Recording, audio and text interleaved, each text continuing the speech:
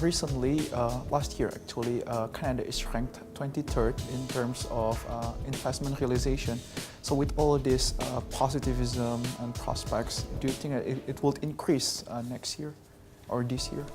Well, you know, Canada is a very open and diverse country. Prime Minister Trudeau has made it very clear globally in G20 meetings, APEC meetings, that we are open for business, and we do believe that the possibilities to do more are very much there. We are quite a diverse country. You know, half of the population of Toronto, our largest city, was born outside Canada. And by attracting qualified, carefully selected immigrants, about 300,000 per year, just under 1% of our population, we are attracting entrepreneurs. Some of our best entrepreneurs, including the founder of BlackBerry, who was an entrepreneur immigrant from Turkey. We have strong government support in Canada for infrastructure development, very much oriented to building up our universities and our research institutes. And we have some very interesting clusters of excellence for life sciences, biotechnology, robotics, artificial intelligence, fintech, all these emerging areas. If you look at recent headlines out of Canada, the Trudeau government is investing heavily in the new economy, the Internet of Things. And we do hope that more Indonesians and other business people within the ASEAN region connect with us in places like Vancouver, Calgary, Toronto, Montreal, Halifax, where much of this activity is occurring. One must say that, you know, there has been bad news about, you know, free trade around the world in recent months, but the good news, which not enough people are focusing on, I believe, is that Canada and the European Union recently signed and are ratifying, certainly the European Union Parliament and our Parliament ratified a free trade agreement, which is very ambitious and very advanced.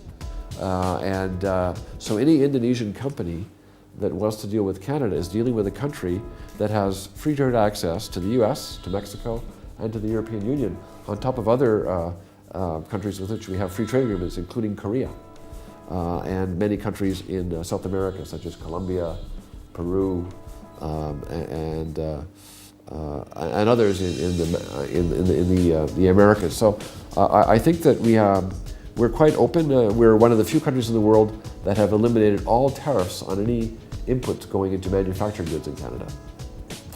And you know, we're seeing more and more Indonesian exports to Canada. We are a fairly open market. So if you're going into stores in Canada today, more and more of the shirts and other apparel, which used to be made in China, made in Vietnam, more and more it's made in Indonesia. Same can be said for footwear. Same can be said for agricultural products. Your exports of agricultural products are up 50% in recent years. This includes coffee, your wonderful coffee, which I very much enjoy here. It's one of the many positives of living in Indonesia, Toraja and other coffees. So we are a big consumer market, and we have very complementary economies. You know, we're quite similar countries. We're both large countries, decentralized countries, long coastlines. We have the longest coastline in the world. We have the second longest coastline in the world. Massive forests, and natural resource base in many respects. And so we can learn a lot from each other. Canada has been a long-term partner with Indonesia since the 1950s, when we first helped the United Nations agree to admit Indonesia as a member state. Since the 1950s, we've had a very strong development program here, official development assistance. Increasingly, it's aimed at sustainable economic growth for Indonesia. So we're spending millions of dollars with the Ministry of Trade to upgrade the abilities and the capabilities of trade officials and exporters, young exporters. This is one of our programs. Another one is to help the Ministry of Finance, Government of Indonesia, to establish a framework to attract foreign and domestic private sector investment in public-private partnerships for infrastructure development.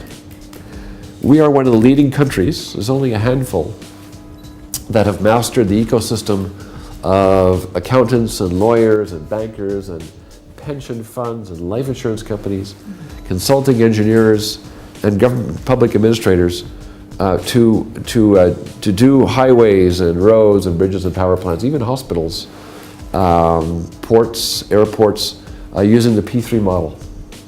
And so with the Ministry of Finance, we are making steady progress, including with the World Bank, to help Indonesia make that leap to mobilize a lot of capital. You know, just last month it was announced that Canadian pension funds are investing in Indonesia. That hasn't happened very much in the past. So they're investing in Singapore and Jakarta for logistical warehouse facilities for e-commerce, the digital economy.